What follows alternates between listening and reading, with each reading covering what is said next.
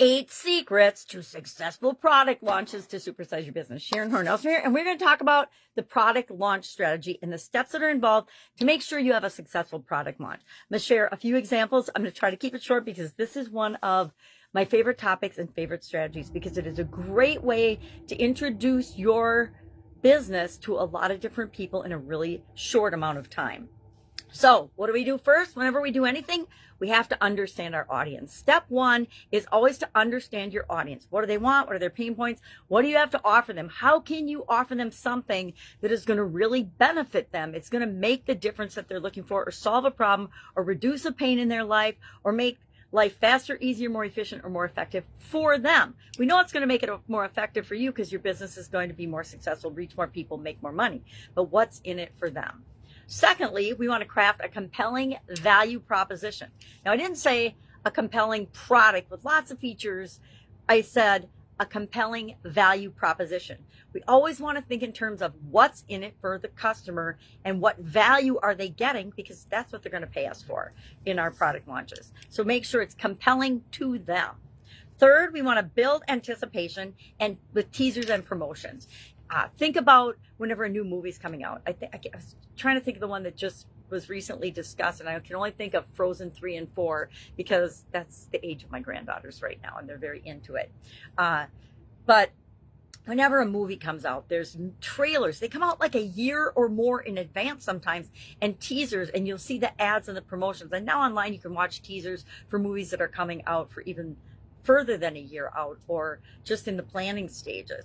But we should do that with our product launches. We should start teasing what we're going to be offering in ways that are compelling to our customers as early as we possibly can, because that's what works, right? We model the industries and the businesses that do things successfully. And I think modeling the movie industry is a really appropriate one for our product launches. Fourth, we want to leverage influencers and partnerships. Well, how do we do that? My favorite example of this is Russell Brunson's book launch, his original book launches, and actually all his book launches, and then all the book launches he has done for other people. He goes out and he looks at what he calls his Dream 100, asks all of them if they will promote and share and interview him on their podcast or on their show, usually via video, to launch a new book. So it becomes a massive bestseller immediately, because if you have 100 people out promoting your book in a 24 or a week period, it has a huge influence. It reaches a lot more people. So he actually sells more books than a lot of people do because of the way he launches them. 5, we want to use multiple channels and multiple channel campaigns. So he uses, of course, online, because he's an online business man. But think of the movie industry again. When they are launching and ready to roll out the new movie, or the movie's going to hit the box office, this is what happens. All the starring big names in the movie. So this taps into influencers as well as, I mean, that's why they pick certain people to be in movies, because they know they will carry the box office. And then they go to all the talk shows, all the late night, all the comedy, all the talk shows, Saturday Night Live, and they talk about and promote the movie that's coming out or that just came out, and they show clips of it and get people excited about going to see it.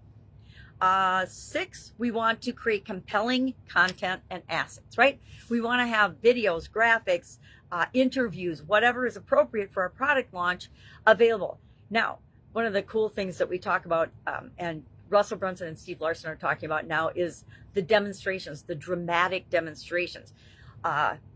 Television sales, think of all the TV channels that sell. I'm trying to think of like the Shopping Network and what the other ones are. I can't remember. I don't actually participate in them. But they have a model that they follow for rolling out products, getting tons of interest in them, and selling literally tens of thousands of units in minutes, and selling out of products in minutes because of the way they use that channel. So think of different ways and different media and different formats that you can roll your product launch into. Of course, we want to do PR and things. We want to probably try to get on podcasts for sure.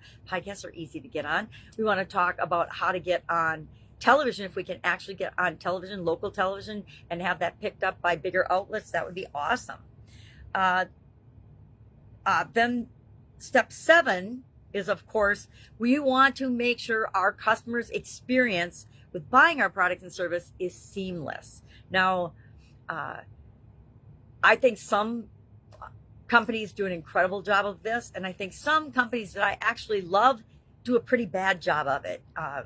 And I'm not going to name names because I still love them and I love their products and services, but they promise things and then it takes a long time for them to actually send the deliverables. They'll send you some stuff that they've had already for a long, long time, but to actually create and send you the deliverables of other things that are in that value package, it takes months and sometimes even over a year. And to me, that is absolutely unacceptable. It doesn't create a good customer experience. If I'm having to message and say, where the heck are my recordings of this event? They should have, I understand if it takes a couple of months, but it doesn't take over a year for those to be delivered. So we want to think of things from our customer's perspective. Is every touch point that they're having with our new product and our new product launch feeling good to them? We want to make sure it's feeling good to them. We also want to do things as part of our product value proposition and package to get people to consume the product, right? And actually experience it so that they can get the results that they were promised in our value proposition in the first place. And finally, step 7, always for me, step 1 for most of my processes is know your customer. Step 7 is always continuous improvement, right? Roll it out, test, see what works, see what doesn't work, find out where those rub points are or friction points for your customers, fix them, and keep moving forward as you launch your product. And guess what? We can launch our product more than once, right? A lot of people launch their product every single week with a webinar, or they launch their product once a month with a challenge or whatever. All right, love to know your experience with this particular strategy. Do you use a product launch strategy to help grow and build and supersize your business? Share in the comments below. Otherwise, I say go out, model people inside and outside of your industry that are doing this in an incredibly effective way, and do what they do and follow these 8 steps, and you will have a successful product launch. All right, have a great day, and I'll of course be with you tomorrow.